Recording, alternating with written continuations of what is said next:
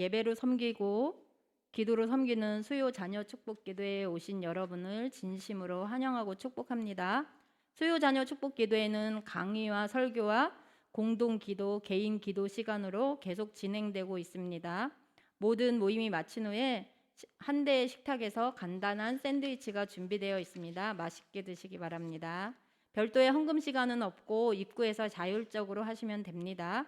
오늘은 루터 잉글리시를 운영하고 계시는 이혁 대표님께서 방문해 주셨는데요. 우리 교회까지 와주셔서 너무 감사하고 오늘 강의는 아이를 위한 영어 교육에 대해 강의해 주십니다. 그동안 영어를 가르치면서 생각했던 중요한 포인트를 다루어 주실 텐데요. 우리 큰 기대하면서 박수로 환영하겠습니다. 강사님 모시겠습니다.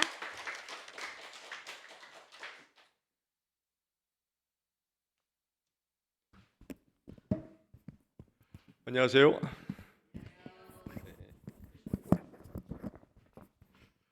먼저 이 성산교회에 초대해 주시고 또 여러분을 만나게 해주신 하나님께 감사드리고요.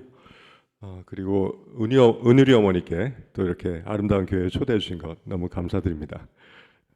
제가 그 은유리 어머니와는 은유리가 2학년 때 인연이 닿았습니다.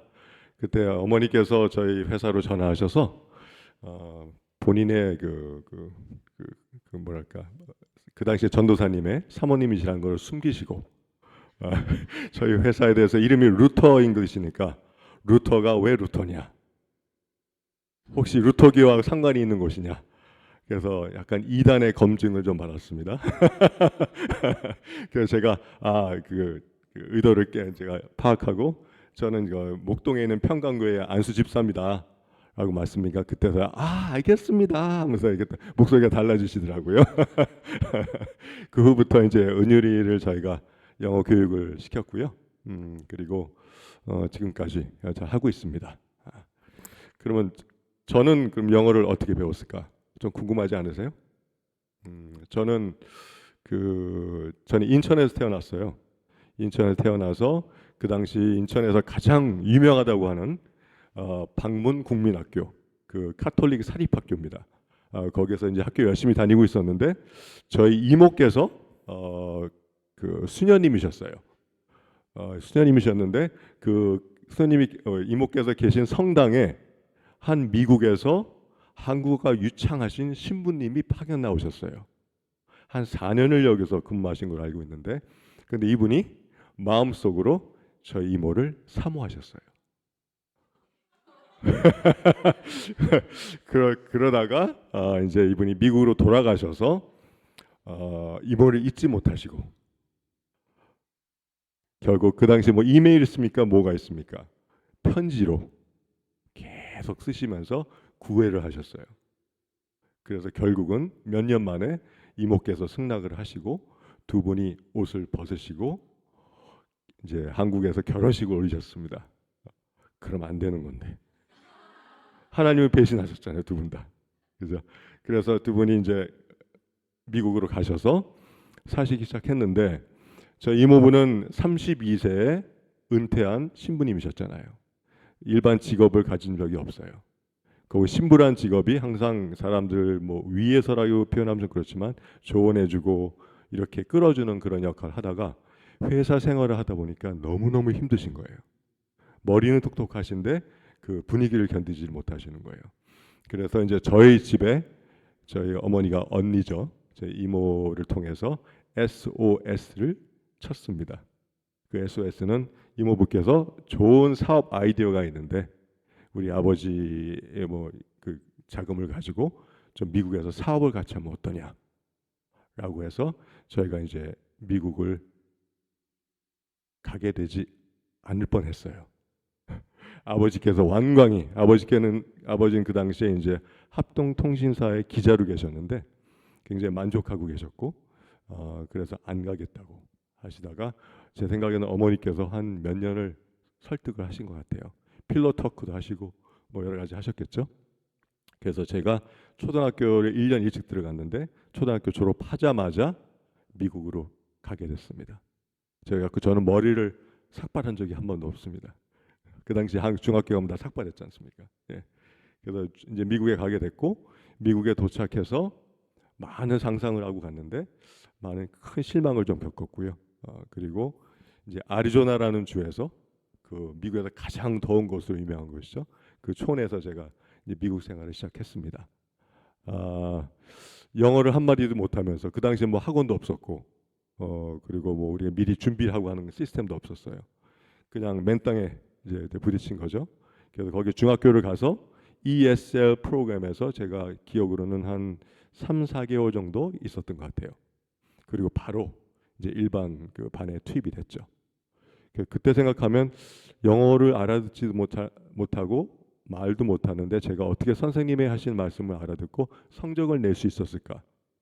지금 와서 생각하면은 정말로 하나님의 은혜였던 것 같아요. 그때가 좀 이렇게 마치 안개처럼 그 느껴지는데 잘 기억이 안 납니다. 어떻게 공부했고 어떻게 성적을 냈는지. 그 한 가지 기억나는 것은 이제 미국에 딱 가면 그 당시만 해도 저희는 크리스찬이 아니었습니다. 미국에 갔는데 저희를 이제 생활을 돕고 잘 안착하게 도와주시는 한 목사님을 소개를 받았습니다. 그게 하나의 풍습이었어요. 누가 이민을 오면 그 지역에 있는 목사님이 가서 반겨주시고 그 안착하게 도와주시고 자동차 사는 것, 뭐 집을 사는 것 등등등 다 이렇게 도와주시는 분인데 그분의 자제분 딸이 3명 있었는데 저보다 어린 아이들이지만 걔네들 보면서 굉장히 부러웠어요. 그 왜 부러웠을까요? 예, 영어 너무 잘하는 거예요. 그 걔를 교회에서 만날 때마다 야 나는 어떻게 저렇게 영어를 하지? 너무너무 부러웠는데 그런 생활 속에서 막 그 생활하다가 한 3년 정도가 지났는데요. 보니까 제가 그렇게 하고 있더라고요. 그게 좀 신기했어요. 저는 그 성장하는 제 영어 실력이 성장하는 과정을 느끼지 못하고 살았는데 3년 정도가 지나니까 저를 부러워하는 눈빛들이 또 갓 이민 온 학생들이 그렇게 쳐다보고 있더라고요. 그래가지고 이게 참 언어라는 게 재밌다. 저도 모르는 사이에 이렇게 늘 수 있구나. 라는 생각이 들었고요. 그래서 제가 사실 지금 회사를 운영하면서 저희 커리큘럼이나 저희 그 교수법이 사실은 제가 배운 그대로를 적용을 했습니다.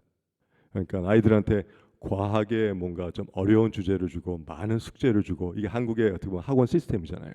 그렇게 아이들이 힘들게 하고 어떤 어머니들은 그런 거 되게 좋아하세요. 자기 아이들이 힘든 것을. 근데 저희는 그렇게 안 합니다. 그래서 자연스럽게 영어를 재밌게 배워서 자기는 모르는 사이에 쭉 꾸준히 하다 보면은 내가 이 정도 하고 있네? 이걸 느끼게 해주게끔 저희는 그렇게 프로그램 만들고 있습니다.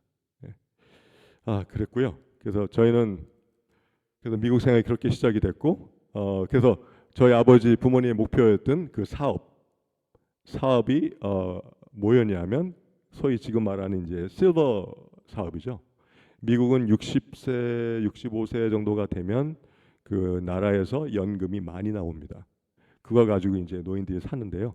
그래서 미국은 부모들 섬기고 사는 그런 문화가 잘 없어요. 그러니까 이 노인들이 그 노인 센터, 너싱 홈이라고 그러죠. 그 당시에는 너싱 홈에 들어가면 호텔처럼 돼 있고 거기서 이제 자고 다 식사 제공하고 그런 공간에서 같이 생활을 합니다. 그래서 그 너싱 홈 비즈니스를 하고자 이제 아버지가 가신 거예요. 예. 근데 그 사업을 하게 됐을까요? 안 했을까요? 이게 저희 아버지도 굉장히 성격이 강하신 분입니다. 그 16세 때 그 한국 6.25 전쟁이 터졌는데 그 당시에 그 팔남의 장남이셨는데 아버지께서 지원을 해서 전쟁에 가신 분이에요. 해병대로. 굉장히 강하신 분인데 저희 이모부도 또 프랑스 혈통의 미국인인데 장난이 아니었어요. 이분도. 아니 신부 생활하다가 그만두고 결혼할 정도면 그 고집이 얼마나 어마어마한 삶이잖아요. 그래서 이 두 분이 부딪히는데 와 이게 장난 아니었어요. 이 어린 나이에 그 두 분이 그 논쟁하는 거 보면 이거 뭐 안 될 것 같다 생각했는데 결국 안 됐습니다. 사업을 안 되게 되고 이제 저희 아버지와 어머니는 좀 고생을 좀 많이 하셨죠. 네, 언어도 안 되는 곳에서 사업을 하고자 갔는데 지금처럼 뭐 여러 정보가 있어서 다시 돌아올 수 있고 그럴 수가 없었어요. 그냥 모든 사람한테 우리 미국 갑니다 하고 떠나면 그게 끝이었어요. 다시 돌아오면 뭐 여러 가지 자존심도 상하고 뭐 여러 가지 그런 문제가 있기 때문에 돌아올 수 없었어요. 그래서 이제 그런 좀 어려움을 겪고 저희가 이제 뉴욕으로 저희가 뉴욕에 그 삼촌과 또 고모가 계셨어요. 다 아버지의 동생들이지만 뉴욕으로 가게 되어서 거기서 이제 사업을 하시다가 결국은 또 다시 또 애리조나로 돌아오게 됐어요. 그래서 저는 차를 타고 서부에서 동부까지 횡단을 2번 해봤습니다. 매일 운전만 하고 아버지께서 매일 밤 호텔에서 자고 5일인가 6일이 걸렸어요. 그거를 2번 해봤는데 다시는 하고 싶지 않습니다. 그 여행을 하고 싶어하는 사람들이 저한테 그 로망을 얘기하면 하지 마라고 얘기합니다. 재미가 없었어요. 그렇게 해서 저희가 이제 애리조나에서 경영학을 전공을 하고 제 첫 직장 생활은 이제 샌프란시스코에서 시작이 되었습니다. 샌프란시스코가 어떤 곳인지 아세요 혹시? 네, 뭐가 상징적이죠? 날씨가 좋고 맞아요. 낮에는 따뜻하고 저녁에는 시원하고 굉장히 로맨틱합니다. 날씨가. 그것도 안개도 하루에 한 번은 최소한 볼 수 있어요. 이 변화가 굉장합니다. 근데 그게 나중에 우울해져요. 그 안에 살다 보면. 근데 샌프란시스코가 유명한 것은 미국의 유럽이라고 그래요. 그러니까 미국에서 가장 진보적이기도 하고 아름답고 사람들이 깨어 있고 그래서 그런지 가장 많은 동성 연애자들이 살고 있어요. 그래서 제가 라디오 방송국에서 첫 직장을 다녔는데 몇 명의 동성 연애자 남자들한테 매일매일 대시를 받았습니다. 제가 20대 중반이었으니까 지금보다 조금 핸섬했을 것 같으니까 그러니까 이 친구들이 백인 친구들이 매일 대시를 했어요. 그런 경험이 있고요. 거기서 한 4년 정도 있다가 제가 이제 영화를 만들고 싶은 항상 그 포부가 있었어요. 그래서 제가 대학교 다닐 때 그 교회에서 주일학교 선생님을 하고 있었는데 어머니가 저를 이렇게 보시더니 너는 선생님 하면 좋겠다 나중에 직업으로. 그래서 제가 어머니 무슨 말씀이세요? 저는 이러이러한 꿈을 갖고 있습니다. 저는 멋진 필메이커가 돼서 전 세상한테 크게 놀라게 하는 그런 영화 제작자가 될 겁니다. 라고 말씀을 드린 적이 있어요. 근데 세월이 흘러 제가 이제 한국에까지 오게 되었고요. 한국에 오니까 제가 할 수 있는 게 뭐가 있을까요? 우선 돈을 벌고 먹고 살아야 되잖아요. 영화를 만들고 싶어서 한국에 왔지만 제가 샌프란시스코 이후에 제가 LA로 이사를 가서 할리우드에서 좀 근무를 한 경험이 있습니다. 그래서 그 경험을 가지고 제가 한국에서 뭔가 멋진 영화를 좀 만들어 봐야겠다. 그래서 이제 그 포부를 가지고 한국에 들어오게 된 거죠. 근데 당장 먹고 살아야 되니까 영어를 가르칠 수밖에 없잖아요. 그래서 이제 학원에 좀 있다가 그리고 결국 명덕외고라는 데 이제 교사로 들어가게 됐고 거기서 한 4, 5년쯤 있다가 제가 그 쓴 글이 신기하게도 투자가 되어서 영화 제작을 하게 되었어요. 그 영화 제작이 모노폴리라는 양동근이 주연한 영화인데 2005년도인가 6년도에 개봉을 했을 겁니다. 근데 그 영화가 성공했을까요? 성공하지 못했어요.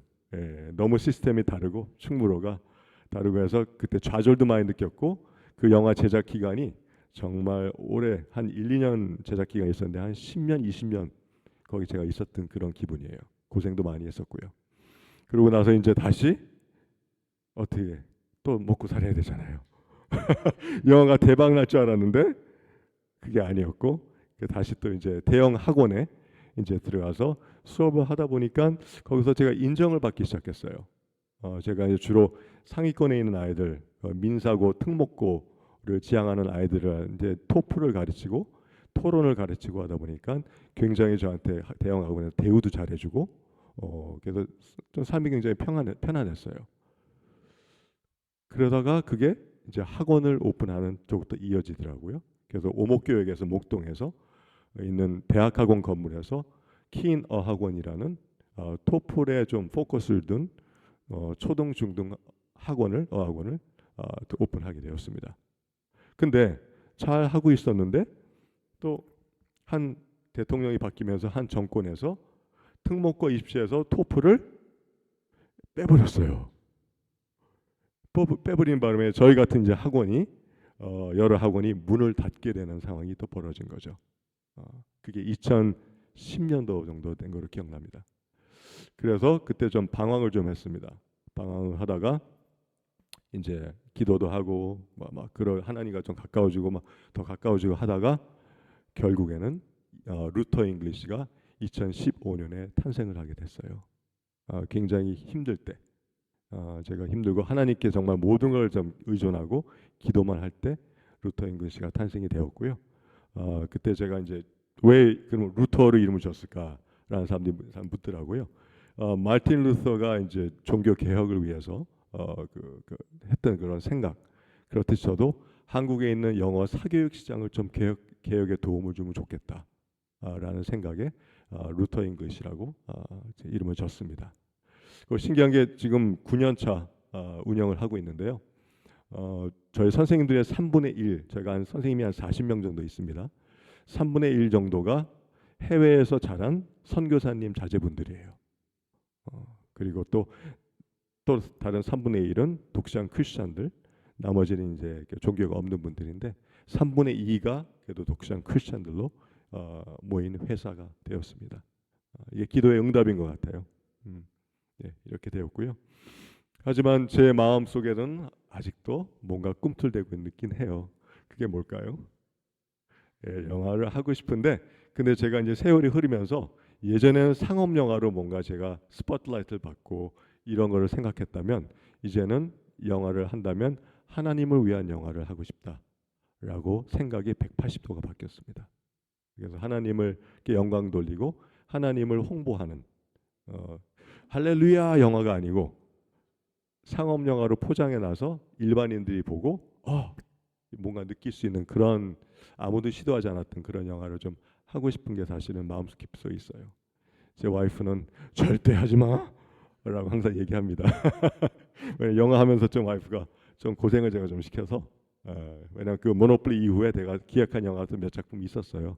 그 과정을 와이프가 다 지켜봤고 그 좀 안 되는 거 케이스 영어 경험했기 때문에 영화 얘기는 꺼내지도 마라고 항상 저한테 얘기합니다. 제 딸도 은율이하고 동갑이에요.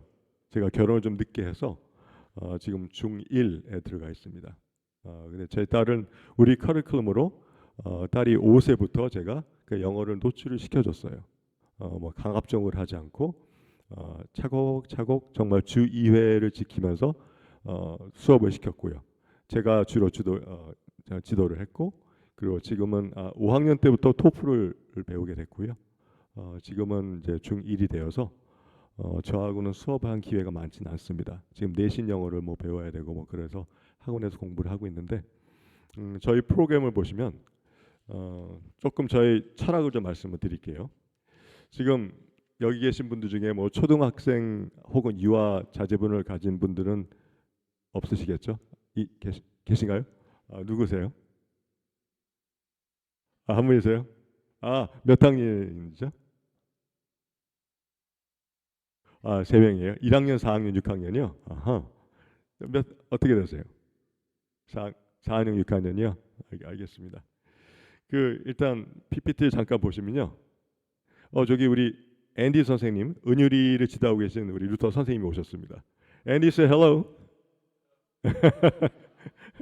앤디 선생님은 미국에서 공부하신 분입니다. PPT를 그냥 누르면 되나요? 자, 우리 아이 영어 교육 어떻게 가르쳐야 하나 굉장히 혼란스러우시죠? 네, 어떻게 가르치는 게 좋을 것 같아요? 영어 교육은 그냥 간단하게 좀 정리하자면 한두 가지 말로 학원에 보내면 돼요. 오케이. 또 다른 방법이 있을까요? 재밌게. 오케이. 재밌게 영어를 학원에 가르치든가요?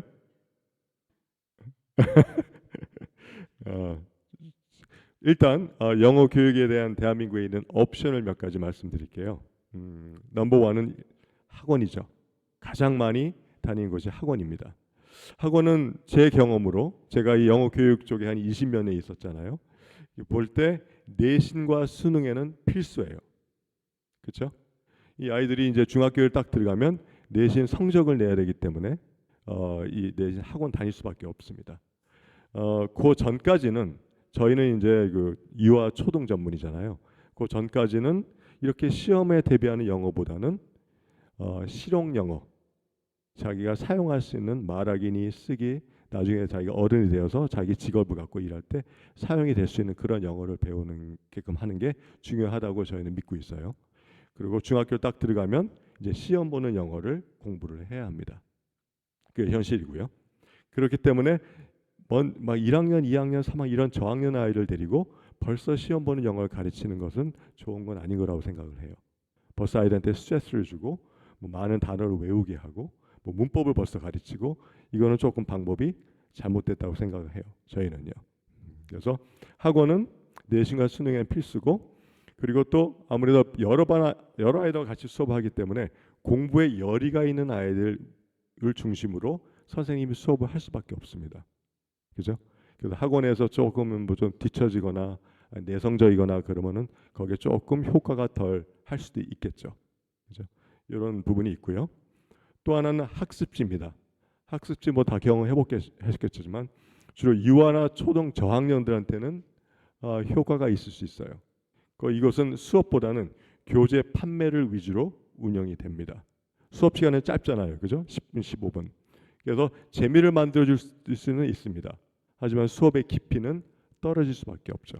그래서 저희 루터를 찾는 여러 그 저학년들 어머님들이 이제는 저희가 수업을 좀 1시간 뭐 이렇게 좀 해보고 싶어서 연락드렸어요라고 하시는 분들이 꽤 계세요.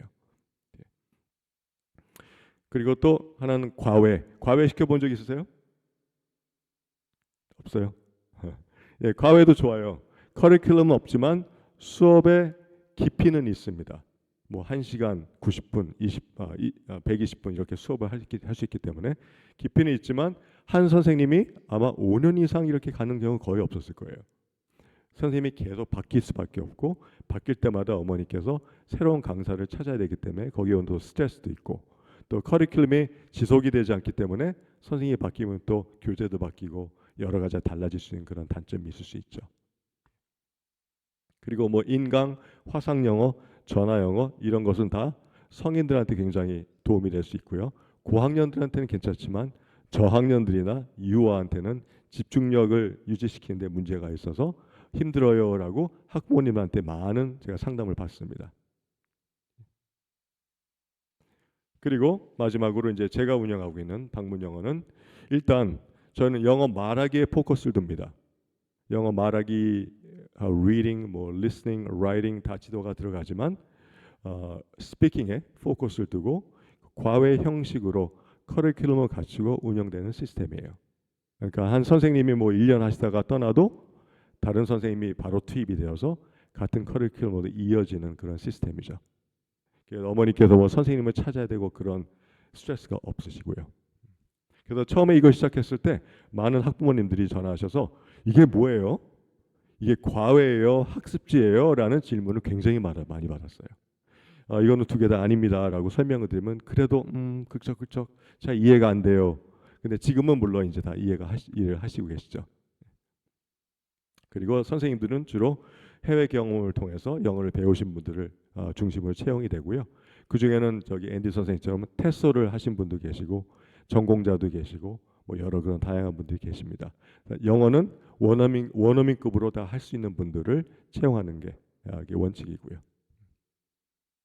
그리고 특히 영어를 처음 배우는 학생들은 제 경험으로는 학원보다는 이렇게 집중 교육으로 해서 1대1, 뭐 1대2 이렇게 작은 그룹으로 수업하는 게 훨씬 더 영어 기초를 다지는데 도움이 됩니다.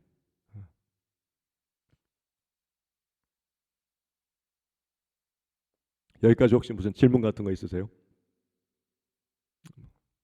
전혀 없으세요? 오케이, 알겠습니다. 자, 그러면 저는 이제 다시 아까 말씀 돌아가서요. 제가 하나님을 이제 만나게 된 계기가 굉장히 강렬했어요. 저는 성령님을 만나는 체험을 했습니다. 혹시 여러분 중에 성령님을 만나는 그런 기억 체험하신 분이 계세요? 저는 제가 중학교 때 뉴욕에서 한인교회를 다니고 있었는데 거기서 이제 여름과 겨울에 캠프를 보내지 않습니까? 수련회를 보내는데 제가 그 일주일 수련회였을 거예요. 갔는데 어느 산 속에 뉴욕에 있는 산 속에 여러 교회 친구들과 같이 이제 예배를 드리고 있었는데 저녁 시간에 밤이었는데 한 학생이 저하고 비슷한 나이 또래 학생이 무대에 올라가서 자기 confession 그 뭐라 그러죠 그걸 간증이라고 그러나요? 막 하는 거예요. 하면서 근데 제가 듣기에 와 저렇게 적나라하게 다 얘기하나? 그 마음속에 갖고 있는 부끄러움, 우리의 죄에 대해 우리가 저질렀던 그런 것들에 대한 부끄러움을 다 오픈하고 얘기하고 기도하고 막 울면서 기도를 하더라고요. 그 간증을 하면서. 그래서 그거를 들으면서 제가 같이 막 울기 시작했어요.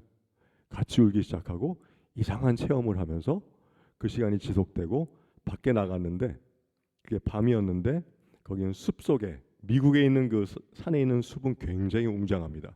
함부로 들어가면 안 돼요. 거기 야생동물도 있고 막 그러기 때문에. 근데 제가 찬송을 부르면서 그 밤에 그 어두운 숲 속으로 들어가서 밤새 이렇게 거기를 wandering 휘짓고 다녔어요. 근데 그 숲속에는 야생동물이 있을 수도 있고 강도가 있을 수도 있고 뭐 아무 모르잖아요. 가지 말라고 했는데 제가 찬송을 하면서 막 다니면서 막 미친 사람처럼 이렇게 다니고 돌아왔는데 근데 제 기억으로는 어둡지 않았고 굉장히 밝은 빛이 비추고 있는 느낌이었고 저한테는 아무 해가 저한테 오지 않을 것이다 라는 그런 굳건한 믿음 같은 게 갑옷 같은 거 입고 있는 느낌이었었어요. 그래서 그 체험 이후로 아무도 저한테 얘기 안 했는데 매일 밤 저는 자기 전에 기도하는 습관이 생겼어요. 그리고 식사하기 전에 기도하는 습관. 부모님이 얘기한 적 한 번도 없습니다. 그냥 저절로 이렇게 생겼고요. 지금까지도 제가 30대 때 술을 좀 많이 먹은 적이 있는데 그때 술을 먹고 들어와도 만취가 되어도 기도를 꼭 하고 잤습니다. 그런 경험이 있고요. 그래도 또 믿음이 교회는 계속 다니고 있지만 계속 믿음이 이렇게 순탄하게 이렇게 지속되지는 않지 않습니까? 그렇죠? 이렇게 되다가 떨어지기도 하고 이렇게 되다가 떨어지기도 하고 그러다가 제가 한국에 와서 생활을 하고 있었을 때 그때 제가 30대였죠. 술도 먹고 또 사람들과 어울리기도 하고 그러다가 어머니께서 그 당시에는 그 난소암으로 미국에서 좀 고생을 하고 계셨을 때예요. 어머니께서는 예전에 한번 유방암을 걸리셨었고요. 유방암을 극복하셨고 그리고 이제 이번엔 난소암이 걸렸는데 제가 그때 교회를 주의를 잘 지키지 못했었어요. 그러다가 사고가 터졌어요. 제가 다니던 회사에서 그 당시에는 지금은 재외동포 특례법이라고 해서 저와 같은 미국 시민권자들이 한국에 와서 경제 활동을 자유롭게 할 수 있습니다. 근데 그 당시에는 그런 법이 없었어요. 그래서 한 회사에서 초대를 해서 그 비자를 받고만 일을 할 수 있었어요. 근데 저는 그게 아니고 와서 저희 회사를 소위 말하는 야매죠. 이렇게 불법으로 저를 채용을 해서 왜냐하면 회사에 도움이 될 것 같으니까 비자는 없는 상태에서 저한테 월급을 주면서 제가 일을 하고 있었던 영어 교육 회사가 있었습니다. 그래서 저는 3개월에 한 번씩 나가서 도장을 찍고 들어와야 됐었어요. 그러다가 누군가 저를 찔렀어요. 찔렀는데 그 꿈에 그날 밤 꿈을 꿨는데 꿈과 똑같이 현실로 그날 이루어졌었어요. 정말 신기했습니다. 그런데 정말 양복입은 남자 4명인가 5명이 제 사무실로 들어오더니 그 여직원이 와서 명함을 저한테 주면서 이러한 분이 부장님 찾아요. 그래갖고 보니까 출입국 사무소이더라고요. 그래서 이제 결국은 제가 추방이 됐었어요. 한국에서 태어나서 제가 미국 시민권자지만 마음은 한국인이라고 생각했는데 제 나라에서 추방이 되는 그 마음은 어떻게 표현할 수가 없었어요. 추방이 되어서 이제 미국으로 돌아갔죠. 돌아가서 이제 어머님 좀 많이 아프시니까 도와드리다가 저는 그래서 한국에 빨리 와야 되기 때문에 한국에 다시 와야겠다고 해서 새 여권을 받고 다시 돌아왔어요. 왜냐면 제가 추방될 때 당신은 다시 못 들어옵니다. 당신은 언제까지는 출입 금지입니다. 이런 얘기를 해주질 않아요. 그래서 저는 여권을 받아서 돌아왔는데 아직도 기억나는 게 그게 마지막 비행기 유나이티드 에어라인스를 타고 10시 반에 도착했는데 출입국 사무소 그 통과하는 데 딱 들어가니까 삑 소리가 나더니 당신은 못 들어옵니다. 그러는 거예요. 그래서 너무 놀라서 언제까지 못 들어오나요? 그랬더니 그거는 모릅니다. 그래가지고 그게 마지막 비행기였기 때문에 돌아가는 비행기 없었어요. 그래서 그 당시 김포공항이죠. 김포공항 보호소에서 보호소 혹시 가보신 적 없겠지만 약간 감옥 같은 곳입니다. 그런 곳에서 하룻밤을 자게 됐어요. 거기 가보니까 불법 조선 체류자 조선족들이 막 한 방에 많더라고요. 그리고 제가 거기 이제 계신 분한테 저는 독방이 필요합니다라고 이제 요구를 했죠. 그랬더니 저를 뭐 이런 사람이다 이렇게 쳐다보는 눈빛이었는데 더 재밌는 거는 옆에 저를 에스코트하고 가신 분이 이분은 미국 시민권자예요 그러더라고요. 그때 그분이 다시 예 알겠습니다. 그래서 독방을 주시는 거예요. 이건 또 뭐야? 좀 코미디더라고요. 그래서 근데 독방을 들어갔는데 조금 있다 또 한 명이 들어오는데 이 사람도 조선족이에요. 저는 이제 그 다음날 아침에 돌아가야 되니까 마음이 얼마나 좀 괴로웠겠어요. 근데 이 친구 조선족 친구 얘기를 들어보니까 이 친구는 가짜 여권을 가지고 한국에 들어와서 살다가 걸린 거예요. 추방되면 이 친구는 중국에서 어마어마한 일을 당하게 될 것 같아요. 보니까 법적으로. 그래서 이 친구에 비교하면 나는 아무것도 아니구나. 난 돌아가면 집이 있고 가족이 있고 따뜻한 잘 수 있는 곳이 있는데 그렇게 저 자신을 좀 위로하면서 또 그날 밤 이제 기도하면서 다시 다음날 미국으로 돌아오게 됐습니다. 그때까지만 해도 너무너무 오고 싶은 한국이었는데 언제 갈 수 있는지도 모르고 영영 유승준처럼 영영 못 돌아올 수도 있고 이거 어떻게 되지 이거? 그래서 그 모습을 매일 보시는 어머니께서 얼마나 마음이 아프셨겠어요. 우리 아들이 한국에 저렇게 가고 싶어 하는데 그러더니 한 1년 반쯤 되니까 뭐 좋은 소식이 좀 들리기 시작했어요. 근데 그 1년 반 동안 기다리면서 어머니를 제가 옆에 지켜보면서 이게 하나님께서 저를 보냈구나. 어머니를 돌봐드리라고. 그걸 많이 느꼈고요. 그 당시에 어머니를 위해서 제가 이제 기도를 하기 시작했는데 정말로 어떤 기도가 나오냐면 제 매일 밤 제 목숨과 바꿀 테니까 어머니 한 번만 살려주세요. 라는 기도가 울면서 매일 밤 터져 나왔어요. 근데 하나님께서 그 기도를 들으시고 어머님을 의사들이 다 안 됩니다. 가망 없습니다라고 하셨는데 왜냐하면 난소암은 좀 늦게 발견되는 경우가 있기 때문에 그런데 어머니께서 정말 오뚜기처럼 다시 건강을 회복하셨습니다. 예. 그래서 그때 그 신기한 체험을 하게 됐고 그리고 이제 제가 법이 이제 재외동포 특례법이 통과가 되어서 1999년도에 정식으로 들어와서 일도 할 수 있게 됐습니다. 근데 그 1년 반 동안 추방돼서 1년 반 동안 기다리면 굉장히 힘들었었어요. 하지만 그 힘든 시간 속에 하나님께서 저를 변화시켜 주시고 이제는 하나님만 의존하고 잡아야겠다라는 그런 확신을 저한테 주신 거죠. 그래서 한국에 다시 돌아왔을 때는 이제 나름 갑옷을 입고 돌아오게 된 거죠. 그래도 또 계속 이게 힘들었습니다. 또 유혹에 빠지고 이렇게 사회생활하다 보니까 이러다가 결국에는 이제는 나이도 많이 들고 또 하나님의 그 여러 체험을 하면서 흔들리지 않는 그런 이제 믿음이 확고하게 생겼죠. 네. 자 그리고 다시 또 바른 영어 교육으로 들어가면 바른 영어 교육은 사실 답은 굉장히 간단합니다. 간단한데 아마 이런 얘기를 학원에서는 별로 해주질 않으실 거예요. 여기 그냥 읽어보면요. 영어를 처음 접할 때는 흥미를 만들어주는 놀이 형식의 수업으로 시작하는 게 좋아요. 뭐 액티비티나 뭐 어떤 음원을 갖고 찬팅을 따라하거나 같이 읽고 재미있는 전문 선생님과 같이 액티비티를 통해서 영어를 접하는 것. 주로 우리 루터에서는 한국 나이로 5세 정도에 추천을 드리고요. 그리고 한 6세 정도가 되면 아이들이 약간 학습적으로 뭔가 흡수할 수 있는 능력이 생깁니다. 이때 파닉스 교육을 시키기 시작합니다. 이 파닉스가 short vowel, long vowel로 나눠져 있지 않습니까? 그래서 long vowel, 장모음을 할 때쯤에서 말하기 입문 과정을 저희 같은 경우는 Smart English라는 교재를 가지고 말하기 입문을 시작을 합니다. 그리고 파닉스 이제 long vowel이 끝나면 Bricks reading, reading 과정으로 갈아타시면 되고요. 파닉스를 배우는 의도는 하나입니다. 영어의 새로운 단어를 보면 발음을 뭐 school이라는 단어를 보면 애들이 파닉스 배우면은 이렇게 발음을 만들 수 있는 능력이 생겨요. 그래서 파닉스를 하는 겁니다. 만약 아이들이 어떤 학부모님들은 그래요. 저희는 파닉스 필요 없어요. 저는 그냥 원어민 선생님 같은 분하고 그냥 5세 아이한테 한국말 전혀 쓰지 않고 영어로만 이렇게 그냥 이끌어 주세요. 라고 말씀하시는데 그렇게 된다면 앵무새 같이 될 수밖에 없어요.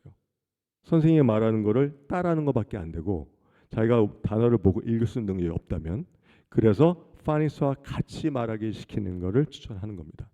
예. 그리고 많은 또 어머니들이 착각하시는 게 한국어를 하나도 못하는 원어민하고 우리 5살짜리 아이와 같이 붙여서 수업을 하고 싶어요. 이게 제대로 된 교육이죠. 아니요. 그건 잘못된 생각이세요. 그렇게 되면은 소통에 문제가 생겨서 아이도 힘들고 선생님도 굉장히 힘듭니다. 영어는 잘하시되 한국어가 능통하신 분이 모르는 부분을 설명해 나가면서 지도하시는 게 훨씬 더 효과적입니다. 그리고 이제 지속된 말하기는 계속 말하기가 굉장히 시간이 오래 걸리는 과정입니다.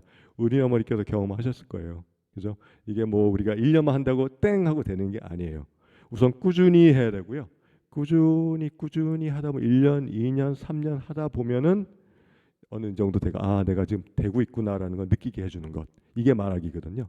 그래서 지속적으로 말하기는 6학년까지 혹은 중학교 들어가서도 시키는 게 좋고요. 그리고 쓰기는 굉장히 중요하죠. 쓰기는 말하기가 어느 정도 된 다음에 쓰기를 시작하시는 게 좋습니다. 말하기 전에 쓰기를 시키면 아이들이 자기들이 뭘 쓰는지도 몰라요. 그죠? 내가 말하는 걸 이해하고 이런 말을 하는 거를 쓰고 싶다. 그때 쓰기 시작하면 됩니다. 그 순서를 기억하시면 좋고요. 문법은 막 많은 학원들은 막 저학년한테 문법 책을 줘서 막 단어 외우게 하고 이거는 좋은 방법이 아니에요.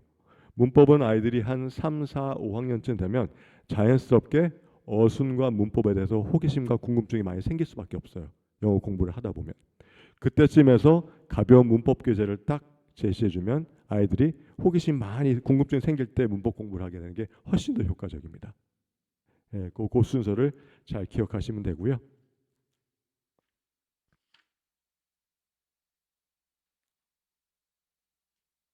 그리고 다시 과거로 돌아가서요. 저희 아버님은 그래서 미국에 이민 가신지 이제 좌절을 겪으셨잖아요. 자기가 하시고자 했던 사업을 안 하게 되었고, 그리고 또 여러 가지 고생도 하셨고, 그래서 미국 생활 10년 만에 간암 말기에 발견이 되었어요. 그래서 그때만 해도 암 그러면 에이 설마 우리 가족한테 설마로 살던 때입니다. 근데 아버지의 좀 신체가 좀 변하는 걸 보면서 어머니께서 조금 이상하다 해서 검사를 해보니까 간암 말기셨어요. 그래서 간암이 발견되고 한 6개월 만에 아버지께서는 이제 돌아가시게 됐고요. 그래서 그 제가 이렇게 좀 돌아보면 와 미국 생활이 장난 아니었다. 진짜로 힘들었다. 라는 생각하게 됐고요. 그리고 제가 이제 한국에 와서 생활하면서 저는 언젠가는 미국에 돌아가는 게 맞지? 라는 생각을 했었어요. 근데 지금은 생각해 보니까 굳이 돌아가야 하나? 저는 그냥 다리같이 생각을 해보자. 한국과 미국을 이어주는 다리. 굳이 뭐 꼭 한국에서 미국에서 이렇게 꼭 단정 짓지 말자. 그냥 좀 이렇게 열어놓고 살자라는 생각을 하면서 살고 있습니다. 그 지금 다시 미국에 돌아가서 생각한다면 내가 잘 할 수 있을까? 이런 좀 약간 그런 생각도 좀 있어요. 한국에 온 지 벌써 20년 넘다 보니까 그리고 와이프도 한 번도 해외 생활을 본 적도 없고 그래서 조금 겁이 나긴 합니다. 다시 돌아간다면. 네. 자, 그럼 주의해야 할 점. 아까 이제 바른 영어 교육에 대해서 말씀을 드렸는데 그럼 아이들한테 영어 교육을 시킬 때 무엇을 주의해야 되나? 굉장히 중요한 부분입니다. 영어는 우리가 소통을 위해서 배운다는 것, 소통의 도구라는 것을 부모님께서 계속 인식을 시켜주셔야 돼요. 이거는 뭐 시험을 위해서 배우는 게 아니고 뭐 점수를 내는 게 아니고 영어는 언어고 언어는 외국인과 소통하기 위해서 배우는 것이다. 그거를 계속 생각하게 해주시고요. 그리고 그날 뭐 영어를 배웠다고 해서 그거를 집에서 학부모님이 야 너희가 한번 해봐. 자주 하셨죠? 많이 하시죠? 절대 하지 마세요. 네, 그렇게 테스트 시키지 마시고요. 가만히 놔두세요 그냥. 그리고 또 여행할 때 해외 여행하면 꼭 그러시더라고. 너 영어 배운 거 많잖아. 저희 가서 뭐 좀 하고 와. 그런 거 하지 마세요. 우리 딸도 안 하더라고요. 굉장히 싫어합니다. 자기가 필요성이 느껴서 해볼까? 이거 그럴 때까지 기다려 주셔야 돼요. 그리고 항상 긍정적인 말과 칭찬으로 아이가 영어를 부담 없이 배울 수 있게 말씀 후원해 주시고 지원해 주시는 게 아주 큰 도움이 됩니다. 그래서 결국 영어는 재밌다. 영어 배우는 것은 이게 공부보다는 뭔가 재미있는 소통을 과정을 배우는 재미가 있다라는 것을 계속 느끼게 해주는 게 학부모님의 역할이 되겠습니다. 네? 네. 그리고 또 저는 이제 방문이다 보니까 처음에는 제가 학원에 오래 있다가 방문 이것을 시작하면서 굉장히 그 뭐라고 할까요? 자존심이 조금 상한다. 왜냐하면 제가 나이도 많이 찼는데 제가 남의 집에 들어가서 이렇게 수업하는 게 조금 부끄럽다. 이런 생각을 한 적이 있었어요. 제가 아주 젊으면 괜찮은데 그렇지 않은 상태에서. 근데 그런 생각이 나중에 보니까 내가 잘못된 생각을 하고 있었구나라는 과정을 또 배우게 된 게 또 방문 영어였었습니다. 근데 지금도 제가 저희들 공고를 내면 어떤 선생님이 지원을 하셨다가 여기 방문이에요? 죄송합니다. 저는 학원인 줄 알았어요 하고 전화를 끊는 사람들이 있어요. 그래서 그분들도 또 이해하게 됐어요. 그래. 나도 초기에는 비슷한 생각을 하고 있었지라는 생각하면서 그분도 이해합니다. 하지만 방문도 해보면 재밌습니다라고 또 말씀을 드릴 수 있고요. 앤디 선생님도 처음에는 학원 경험도 있으시고 그러시 뭐 같은 생각을 하셨는지 모르겠지만 앤디 선생님은 저보다 훨씬 훌륭하시기 때문에 아마 그런 생각은 안 하셨을 거예요. 그죠? 여기까지 뭐 질문 같은 거 있으시면 또 제가 말씀드리겠습니다. 뭐 저런 문제 때문에 방금 말씀하신 그런 문제 때문에 어머님들이 영어를 잘 못하시는 게 정상이잖아요. 그럼 얘들이 학원에서 혹은 어떤 기관에 영어를 잘 배우고 있나? 라는 그런 궁금증이 계속 있을 거라고요. 그럼 일단 신뢰할 수 있는 기관을 찾는 게 중요하고요. 그러니까 많은 기관에서 형식적인 말로 그냥 상담해 준 경우가 꽤 있습니다. 하지만 그 형식적인 말이 아닌 정말 진심을 다해서 상담을 해 컨설팅 해주는 그런 기관을 찾는 게 우선순위고요. 그게 지금 안 되고 있다 하면 뭐 그날 배운 것을 뭐 책을 읽는 것을 한번 옆에서 지켜보든가 뭐 그런 시간을 가질 수 있죠. 하지만 이것을 꼭 확인차 너 오늘 배운 거 엄마 확인해야겠어라는 그런 말을 할 필요는 없겠죠. 그래서 책을 읽어보게 하고 뭐 단어도 한번 읽게 하고 그런 거는 괜찮을 것 같아요. 근데 뭐 엄마가 테스트 한번 해볼게 이런 거 하지 마시고요. 그래서 저희 와이프도 사실은 뭐 한국에서 자랐지 않습니까? 그래서 저를 만나서 우리 딸 영어 교육하는 걸 보면서 많은 목동에 살거든요. 얼마나 많은 학원이 있고 얼마나 많은 그 정보가 거기서 흘러다니겠어요. 주변에 들리는 게 많으니까 정말 우리 딸 딸이 이미 하라인데요. 우리 하라 이렇게만 교육시켜도 괜찮아요? 이걸 거의 매일 밤 물어보더라고요. 영어 전문가인데 한 1년을 그렇게 지냈어요. 진짜 괜찮은 거예요? 누구는 이렇게 하던데?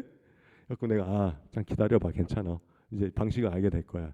그래서 한 4학년쯤 되니까 그제서야 이제 와이프가 이제 이해가 좀 돼요. 라고 이제 얘기를 해서 지금은 뭐 아무 문제가 없죠. 그러니까 제 와이프도 그런데 어떤 일반 학부모님은 얼마나 그 걱정과 그 생각이 많으시겠어요. 근데 그걸 또 잘 악용하는 것이 학원이기도 합니다. 어머님들의 그 호기심과 궁금증과 이런 거를 또 활용을 해서 마케팅을 할 수 있는 게 또 학원이기도 하고요. 네, 그렇습니다. 그래서 저는 지금으로서 이제 하나님께 꽉 붙잡혀서 이제 한눈 팔지 않고 그러니까 하나님께서 그런 거죠. 너가 원하는 것 그래 한 번쯤 해봐라고 기회를 주셨던 것 같아요. 그 영화 제작이었죠. 근데 결국은 하나님이 원하시는 것을 하게 만드셨다. 근데 거기에 굴복하는데 제가 참 저항을 오래 했다라는 생각이 들고요. 그러니까 영어 교육에 대해서 이거를 사업화시켜서 정말 대한민국에 있는 아이들을 돕자. 그러니까 저희 목표는 그거거든요. 한국에 있는 아이들이 영어를 실용영어를 잘 배워서 성장을 해서 어떤 직업에 있든 간에 상관없이 영어를 잘 소통할 수 있으면 세계로 나갈 수 있잖아요. 그죠? 우물 안에만 있지 말고 세계로 나가서 애국을 하는 게 좋다라는 그런 목표를 가지고 저희가 영어를 가르치고 있거든요. 그래서 이 목표와 여러 이런 좀 이 결정할 수 있는 그런 마음과 또 이렇게 좋은 선생님을 보내주신 하나님께 늘 감사하고 정말 요즘은 정말 행복하게 살고 있습니다.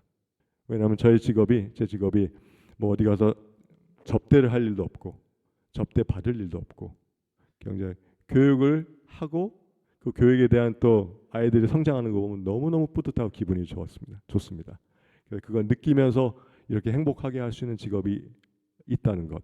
그리고 제가 이걸 모르고 여태까지 외면했다는 것. 여러 가지에서 생각을 하는 그런 시기고요. 하지만 하나님의 영화는 아직까지도 꿈을 꾸고 있습니다. 때가 되면 하나님이 허락하신다면 그것도 하게 될 수 있을 것 같아요. 예. 결국은 어머니께서 역시 말하신 게 맞았다. 너는 선생님이 되어라고 했을 때 어머니께 확실히 보는 눈이 있으셨구나 라는 것을 지금 또 생각하게 되고요. 근데 이제 제가 이제 제자들이나 선생님들, 젊은 선생님들한테 항상 하는 얘기가 크리스찬들끼리 선생님들이 하고 싶은 것보다는 기도를 통해서 하나님의 선생님들이 무엇 원하시는지 통해서 뭘 원하시는지 한번 찾아보고 알아보고 하는 게 좋을 것 같다라는 얘기를 가끔 합니다. 네. 네. 우리가 학원에 가면 뭐 애들 이렇게 어휘 공부하면 외우면서 들어가는 애들 대부분이잖아요. 시험 봐야 되니까. 근데 이 단어를 배운 단어들을 애들이 활용할 수 있을까요? 대부분 못해요. 특히 어떻게 활용을 못하냐면 자기 말할 때 그 어휘를 집어넣어서 사용하는지 모르고요. 쓸 때도 모르고요. 그러니까 그때 시험 보고 그냥 잊어버리는 것 같아요. 제가 볼 때는. 그러니까 가장 어휘를 배울 수 있는 가장 좋은 방법은 책 읽기를 통해서인데요. 책을 읽으면서 모르는 단어가 있으면 찾아보고. 하지만 대부분 아이들이 그렇게 어휘 공부를 안 하죠. 그게 현실이죠. 그래서 저학년들한테는 저희가 어휘 교재를 따로 제공하지 않아요. 그냥 공부하는 스피킹이나 리딩 책 안에서 나오는 키워드, 키 단어들을 통해서 어휘 공부를 시키고요. 하지만 고학년이 되면 이제 어휘 교재를 하나 줘서 이제 그 어휘 공부를 하게 하는데 그게 무작정 외우고 뭐 테스트 보는 개념이 아니고 그 어휘를 보고 그 옆에 문장이 있으면 문장에 써서 자기가 직접 써보기도 하고 그런 식으로 합니다. 근데 어휘가 가장 좀 저희가 지도하다 보면 좀 어려운 문제예요. 무조건 외운다고 해서 되는 것도 아니고 그래서 또 아이들이 책도 많이 읽지 않고 요즘 애들은 영어 책 많이 안 읽잖아요, 애들이. 그죠? 네. 저희 상담 오신 어머니 이런 분들 계세요. 2주 전에 등록한 방배동에 사는 중1 남자애를 데리고 있는 어머님인데 전화 오셔가지고 우리 아이가 영어 유치원도 예전에 보내봤는데 실패를 해서 영어를 쉬었어요. 근데 중1 들어가니까 영어 공부를 해야 되잖아요. 근데 얘는 파닉스부터 시작해야 될 것 같아요. 그러더라고요. 그래서 중1이 파닉스? 말이 안 되는데. 그래서 가서 상담을 해봤어요. 근데 파닉스는 아니었어요. 어머님들이 이렇게 과소평가를 많이 하시는 것 같아요. 자기 아이들에 대해서. 그 정도는 아니었지만 일반 애들보다 한 3, 4년 뒤졌다. 그래서 이 아이는 시험 보는 영어 말고요.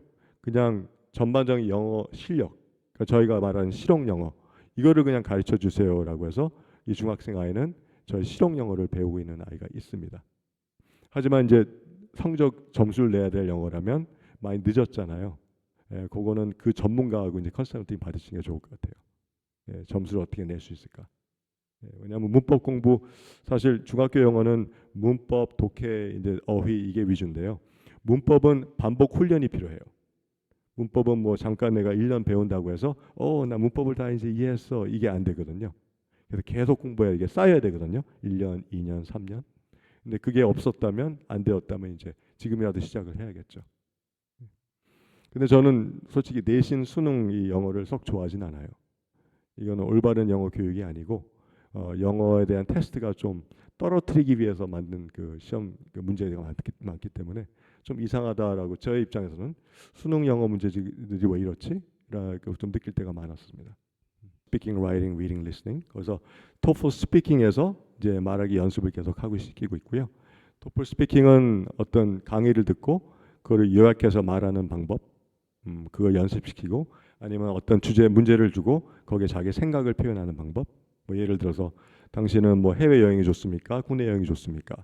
이유를 말해 보세요. 뭐 이런 질문들이 있거든요. 그래서 그거에 대해서 생각해보고 말하는 그렇게 연습을 시키고 있습니다. 스피킹은 제 생각에 내신 수능 공부를 하더라도 사이드로 계속 해주는 게 좋아요. 네, 하고 그렇지 않은 아이들이 있는데요. 그러니까 저희 아이들은 주로 은율이처럼 초등학생이 시작을 해서 이미 중학생이 됐는데도 고등학생도 있어요. 아직 놓지 않고 공부하는 애들이 있어요. 얘들은 주로 토플을 많이 하고 있습니다. 말하기는 토론 교재로 해서 뭐 토론이라면 거창하게 들리겠지만 사실 디스커션을 하는 거죠. 어떤 주제를 가지고 선생님 같이 읽고 거기에 대해 자기 생각을 논리적으로 표현하는 거 연습을 하는 거죠. 예. 근데 한국 아이들 교육시켜 보면 이 중급 제가 토론 과정에서 중급에서 딱 맞닥뜨린 게 뭐냐면 한국 아이들은 주입식 교육에 길들여 있잖아요. 그래서 어떤 음식을 가지고 이게 맛이 어때? 물어보면 이거 맛있어요. 이게 왜 맛있어? 그러면 서양 애들은 이거는 약간 단맛도 나고 약간 짠맛도 나고 뭐 이런 설탕이 들어갔나 뭐 이런 신맛 이렇게 설명을 논리적으로 할 수 있는 능력이 있는데 한국 애들은 왜 맛있어? 그러면 그냥 맛있어요. 논리가 없어요. 예, 매사에 그래요. 그렇기 때문에 이걸 또 우리 토론 과정에서 영어로 또 이거 공부해야 되잖아요. 그러니까 영어로 이거 설명하는 가르치는 게 굉장히 또 힘듭니다.